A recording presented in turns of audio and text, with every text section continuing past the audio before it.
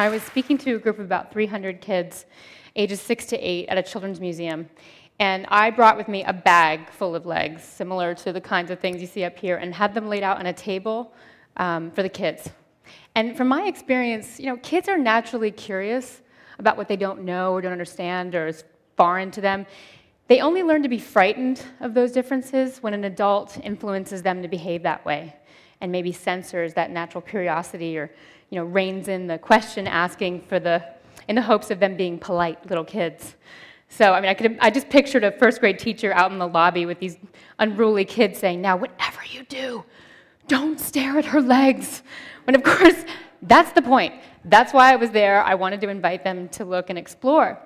So I made a deal with the adults that the kids could come in without any adults for 2 minutes on their own. So the doors open, the kids descend on this table of legs, and they are poking and prodding, and they're wiggling toes, and they're trying to put their full weight on the sprinting leg to see what happens with that. And I said, "Kids, really quickly, I woke up this morning, I decided I wanted to be able to jump over a house. Nothing too big, 2 or 3 stories, but if you could think of any animal, any superhero, any cartoon character, anything you can dream up right now, what kind of legs would you build me?" And immediately, a voice shouted, "Kangaroo! No, no, no, it should be a frog. No, it should be Go-Go Gadget. No, no, no, it should be The Incredibles," and other things that I aren't familiar with. And then one 8-year-old said, "Hey, why wouldn't you want to fly, too?" And the whole room, including me, was like, "Yeah."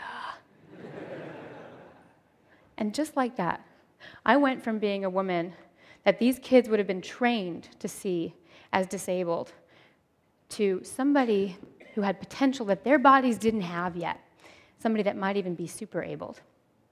It's interesting.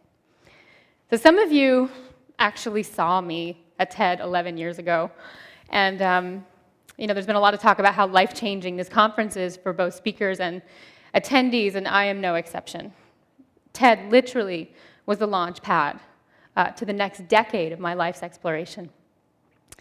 At the time, the legs I presented were groundbreaking in prosthetics.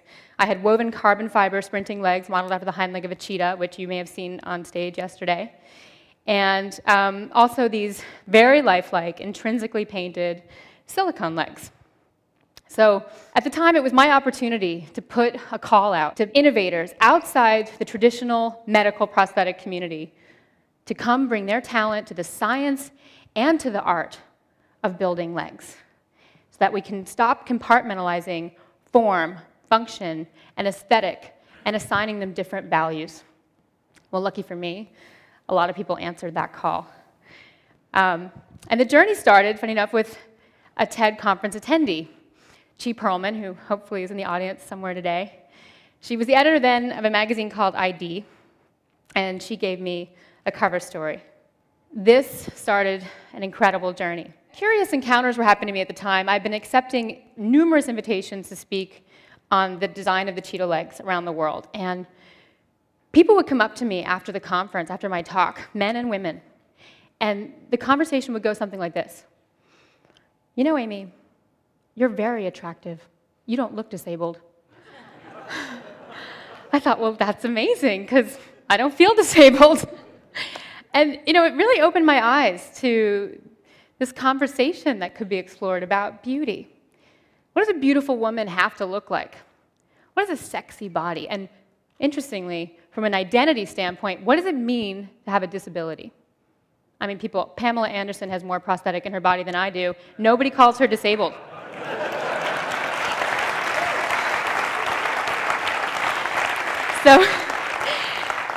So this magazine, through the hands of graphic designer Peter Saville, went to fashion designer Alexander McQueen and photographer Nick Knight, who were also interested in exploring that conversation.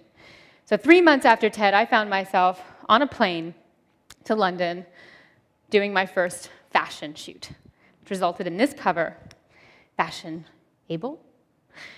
3 months after that, I did my first runway show for Alexander McQueen on a pair of hand-carved wooden legs made from solid ash. Nobody knew. Everyone thought they were wooden boots. Actually, I have them on stage with me. Grapevines, magnolias, truly stunning. Poetry matters.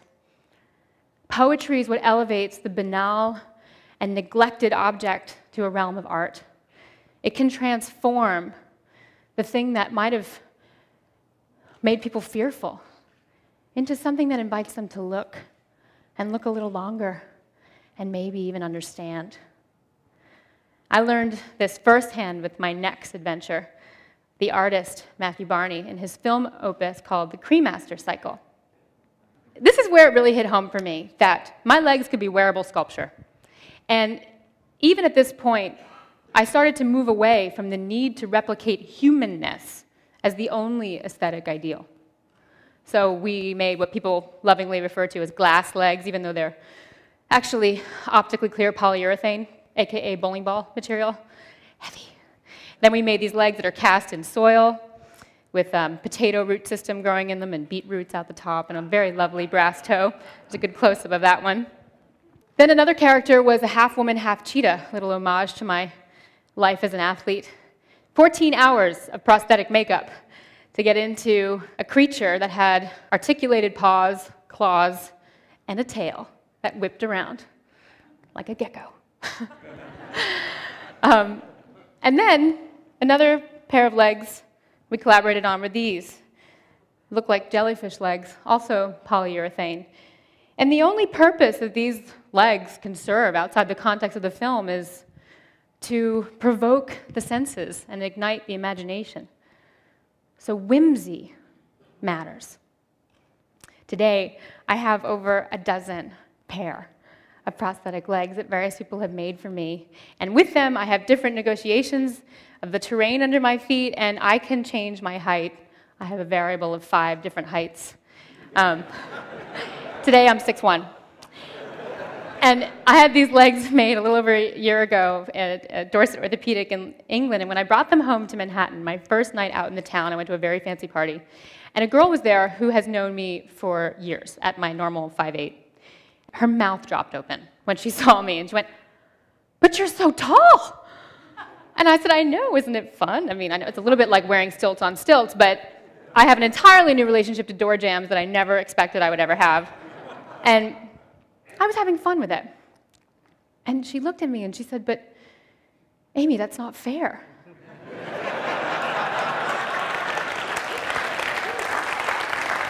And the incredible thing was, she really meant it. It's not fair that you can change your height as you want it. And that's when I knew. That's when I knew that the conversation with society has changed profoundly in this last decade. It is no longer a conversation about overcoming deficiency. It's a conversation about augmentation. It's a conversation about potential. A prosthetic limb doesn't represent the need to replace loss anymore. It can stand as a symbol that the wearer has the power to create whatever it is that they want to create in that space. So people that society once considered to be disabled can now become the architects of their own identities and indeed continue to change those identities by designing their bodies from a place of empowerment.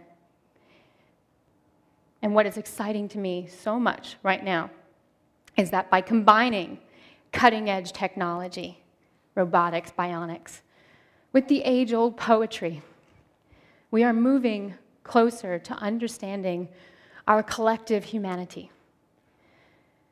I think that if we want to discover the full potential in our humanity, we need to celebrate those heartbreaking strengths and those glorious disabilities that we all have. I think of Shakespeare's Shylock. "If you prick us, do we not bleed? And if you tickle us, do we not laugh?"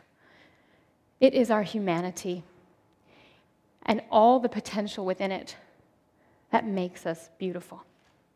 Thank you.